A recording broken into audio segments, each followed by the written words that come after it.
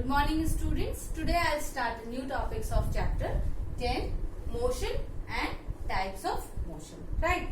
तो मोशन को हम लोग किस तरीके से समझ सकते हैं?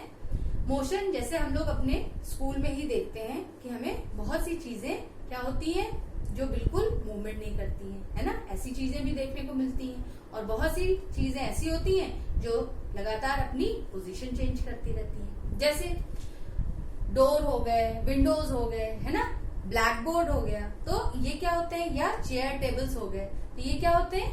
They are in rest position और we can say they are in stationary position. मतलब वो अपनी पोजीशन चेंज नहीं करते हैं, यानी कि उनकी जो पोजीशन होती है वो हमेशा कांस्टेंट रहती है। ठीक है। और इसी तरीके से हम लोग ऐसी चीजें भी देखते हैं जो अपनी पोजीशन चेंज करते रहते हैं। जैसे आपकी टीचर्स बार बार आती हैं, बार बार जाती हैं, आप लोगों को पढ़ाती हैं, है ना? और इसी तरीके से आप लोग देखते हैं कि जब आप लोग इंटरवल में घूमते हैं, खेलते हैं, कुछ बच्चे स्विंग करते हैं, झूला झूलते हैं, तो क्या होता है? बराबर पोजीशन चेंज होती है, मूवमेंट होता है। तो क्या बोलते हैं? ये मोशन करते रहते हैं। राइट? तो हम लोग ऐसे समझ सकते हैं कि a body is said to be at rest if its position remains constant. कोई भी बॉडी रेस्ट पोजीशन में तब हम लोग बोल सकते हैं जब उसकी जो पोजीशन होती है वो हमेशा एक जैसी ही रहती है, उस according to the stationary objects in its surrounding. उसके चारों तरफ जितने भी सराउंडिंग में जो ऑब्जेक्ट्स होते हैं, स्टेशनरी ऑब्जेक्ट्स होते हैं, उसके रिस्पेक्ट में उसकी पोजीशन हमेशा एक सी रहती है, मतलब कांस्टेंट रहती है। तो ऐसे उसको हम लोग क्या बोल सकते हैं? रेस्ट पोजीशन बोल सकते हैं। राइट? और इसी तरीके से a body is said to be in motion if it changes its position with respect to the stationary objects in its surrounding. तो किसी भी बॉडी को हम लोग मोशन में बोल सकते हैं तब जब वो लगातार अपनी पोजीशन चेंज करती रहे। किसके रिस्पेक्ट में? अपनी जो सराउंडिंग्स में स्टेशनरी ऑब्जेक्ट्स होते हैं उसके रिस्पेक्ट में कोई भी बॉडी अपनी पोजीशन लगातार चेंज करती रहे तो उसको क्या बोलेंगे? वो मोशन में है ना? ठीक है। Now rest and motion are relative terms. Rest और मोशन जो होते हैं वो रिलेटिव टर्म्स होते हैं। जैसे जनरली आप लोगों ने देखा होगा सड़कों पे पोल आप लोगों को स्टेशनरी पोजीशन में दिखते हैं ना, कि वो रेस्ट पोजीशन में है, वो मूव नहीं कर रहे हैं। राइट? और मगर हम लोग क्या होता है जब हम लोग ट्रेन में ट्रैवल करते हैं तब आप लोगों ने ध्यान दिया है कि वही पोल्स हम लोगों को ऐसा लगता है कि मूव कर रहे हैं, है ना? होता है ना? तो इस चीज को हम लोग इस एग्जाम्पल से भी समझ सकते हैं। Now the next point is types of motion.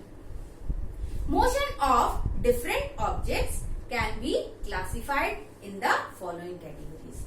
तो मोशंस को हम लोग डिफरेंट कैटेगरी में क्लासिफाई कर सकते हैं। मोशन आ रहा है मतलब यानी कि मूवमेंट होगा, डिफरेंट डिफरेंट टाइप से मूवमेंट होगा। राइट? तो किस तरीके से क्लासिफिकेशन किया है? 6 कैटेगरीज में इसको डिवाइड किया गया है मोशन को। Translatory motion, circular motion, rotatory motion, oscillatory motion, periodic motion and non periodic motion. Right? तो आज हम लोग ट्रांसलेटरी मोशन, सर्कुलर मोशन और रोटेटरी मोशन पढ़ेंगे। तो स्टार्ट करते हैं ट्रांसलेटरी मोशन से। When all the parts of an object move the same distance in a given time, then the motion of an object is said to be translatory motion. अगर किसी भी object के सभी parts move करें एक same distance में, है ना, और दिए गए एक निश्चित टाइम में, मतलब कोई टाइम दिया हुआ है उसमें किसी ऑब्जेक्ट के सभी पार्ट एक साथ मूवमेंट करें, ठीक है, एक साथ मूवमेंट करें सेम डिस्टेंस पे, ठीक है, then the motion of an object is said to be translatory motion. तो उस ऑब्जेक्ट के मोशन को क्या बोला जाएगा? ट्रांसलेटरी मोशन बोला जाएगा। मैं एक बार फिर से पढ़ रही हूँ। When all the parts of an object move the same distance, किसी भी ऑब्जेक्ट के सभी पार्ट सेम डिस्टेंस पर मूव करें और एक निश्चित टाइम पे, ठीक है। देन ये जो मोशन होगा उस ऑब्जेक्ट का क्या कहलाएगा, ट्रांसलेटरी मोशन कहलाएगा। For example a child going down a slide, जैसे कोई बच्चा झूला झूल रहा हो तो इस तरीके से नीचे की तरफ जा रहा हो, ठीक है। या a vehicle moving on a road, या कोई गाड़ी रोड पे मूव कर रही है, right. Now this translatory motion is divided into two parts,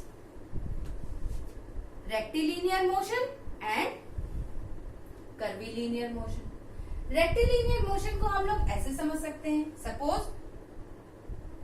कोई बॉल है और उसको हम लोगों ने ऐसे पुश किया तो वो बॉल मूव करते करते इधर आ गई, ठीक है। तो ये हो गया आपका रेक्टिलिनियर मोशन। और इसी तरीके से अगर कोई बॉल उछाली और वो इस तरीके से आई तो ये क्या हो गया, कर्वीलिनियर मोशन, ठीक है। Rectilinear motion, when an object moves along a straight line it's motion is called rectilinear motion. कोई भी ऑब्जेक्ट जब स्ट्रेट लाइन में मूवमेंट कर रहा हो तो उस मोशन को क्या बोलते हैं, rectilinear motion, right. For example a car moving in a straight line, कोई भी गाड़ी स्ट्रेट लाइन में जा रही हो, ठीक है। इसी तरीके से नेक्स्ट है हमारा curvilinear motion, when an object moves along a curved line, ठीक है।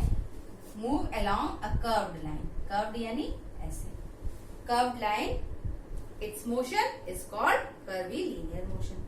कोई भी जब ऑब्जेक्ट मूव करता है कर्व्ड लाइन के अलोंग तो उसे क्या बोलते हैं, curvilinear motion. For example a car moving along a curve path, ठीक है। A ball thrown by a boy, ठीक है। जैसा मैंने अभी आपको बताया बॉल का एग्जाम्पल कि बॉल किसी बच्चे ने फेंकी तो वो ऐसे कर्व बना के हो रहा है, यानी कि ये मोशन क्या कहला रहा है, कर्वीलिनियर मोशन। और रेक्टिलिनियर यानी कि एक स्ट्रेट लाइन में मोशन, ठीक है। Now the next one is circular motion, when a body moves along a circular path it is said to be in circular motion. तो कोई भी बॉडी जब सर्कुलर पाथ में मोशन करती है तो इसको क्या बोलते हैं, सर्कुलर मोशन बोलते हैं। For example movement of earth around the sun, जो हमारी अर्थ है सन के अराउंड क्या कर रही है, सर्कुलर पाथ में ही तो मूवमेंट कर रही है ना। Motion of the moon around the earth, और इसी तरीके से मून किसका चक्कर लगा रहा है, अर्थ का। An athlete running on a circular track inside the stadium, तो स्टेडियम में या आप लोगों ने अपने स्कूल में भी देखा होगा कि इस तरीके से गोल सर्कुलर पाथ बनाया जाता है ना जब रेसिंग होती है, तो इसी तरीके से एथलीट्स भी सर्कुलर पाथ में जब घूमते हैं तो उस मोशन को भी क्या बोलते हैं, सर्कुलर मोशन बोलते हैं। Now the next one is rotatory motion. A body is said to be in rotatory motion if it moves about a fixed axis without changing its position. तो कोई भी बॉडी जब अपनी फिक्स्ड एक्सिस पे movement करती है तो उस मूवमेंट को या उस मोशन को क्या बोलते हैं, रोटेटरी मोशन। जैसे आप लोगों को, कुछ लोगों के पास आपके यहाँ ये भी होगा टॉप, मतलब जो लट्टू बोलते हैं हिंदी में, है ना। तो उसका वो एक बहुत अच्छा एग्जाम्पल है रोटेटरी मोशन का। इसी तरीके से हम लोग कह सकते हैं अर्थ भी अपनी एक्सिस पे रोटेट करती है ना। तो these are two examples of rotatory motion.